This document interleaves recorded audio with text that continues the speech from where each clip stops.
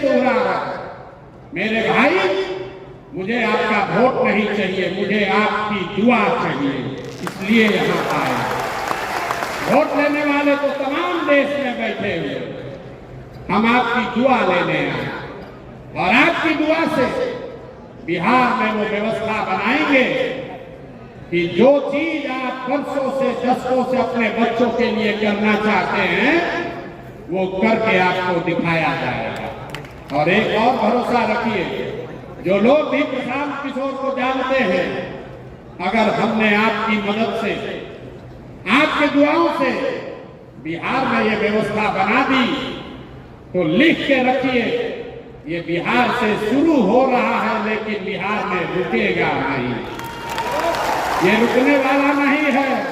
इसलिए आपको आज दावत देकर बुलाया है। सबसे पहले ये आप समझिए कि मुसलमानों की इतनी दुर्दशा है क्यों। जो आदमी जो वक्ता खड़ा होता है, तकरीर करता है, वो यही बताता है मुसलमानों को किसने ठगा, मुसलमानों को सबने ठगा, हम लोग की हालत बहुत खराब है, कैसे इससे बाहर निकले। आप में से कोई लोग कांग्रेस को दोषी बता रहे हैं, कुछ लोग बता रहे हैं कि लालू जी ने ठग लिया, कोई नीतीश को दोष दे रहा है, भाजपा को तो लोग बता ही रहे हैं। लेकिन जो मैं बात गांव-गांव में घूमकर कहता हूं, मैं आपको बता रहा हूं मुसलमानों की बदहाली क्यों है। मुसलमानों की ये बदहाली इसलिए है कि आपके कौम में पैगंबर साहब ने बताया कि जिस कौम को अपने रहनुमाओं की समझ न हो उसके ऊपर जालिम हुक्मरानों को मुसल्लत कर दिया जाता है। ये हम नहीं कह रहे, ये हम नहीं कह रहे, ये तो बात पैगंबर साहब ने कही।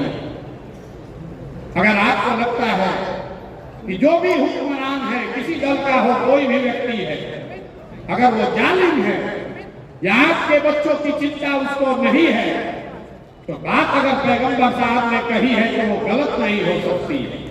आधा बात मत पढ़िए, आपके ऊपर जालिम हुक्मरान कब बैठाए जाएंगे, जब आप गलत रहनुमाओं का चुनाव करेंगे।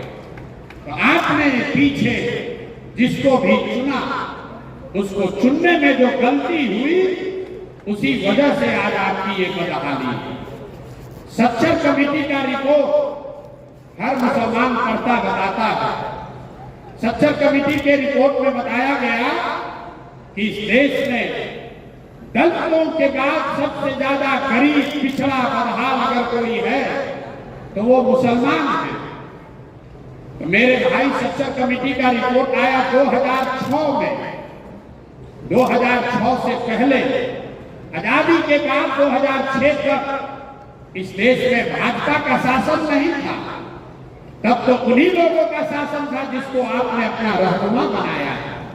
तो आखिर आपकी इतनी दुर्दशा हुई कैसे? फिर वही बात बताऊंगा कि अगर बात पैगंबर साहब ने कही है तो गलत नहीं हो सकती। आपने गलत रहनुमाओं को चुना, इसीलिए ये दुर्दशा हुई है। आप बिहार के नजरिए से देखिए, आप कह रहे हैं कि भाई हमको यहाँ विकल्प नहीं है।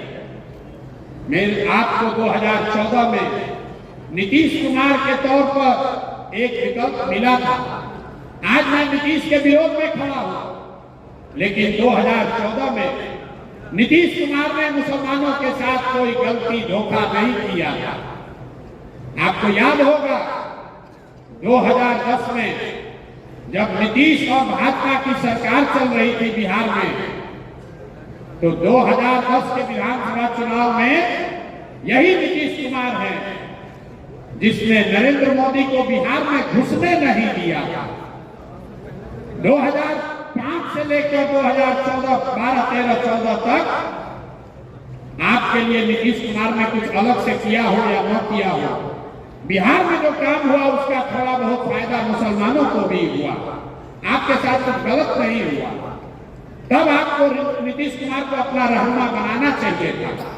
ये वही नीतीश कुमार है जो 2014 में, 13 में जब मोदी जी को प्रधानमंत्री का चेहरा बनाया गया तो गठबंधन से, भाजपा से अलग हो गए।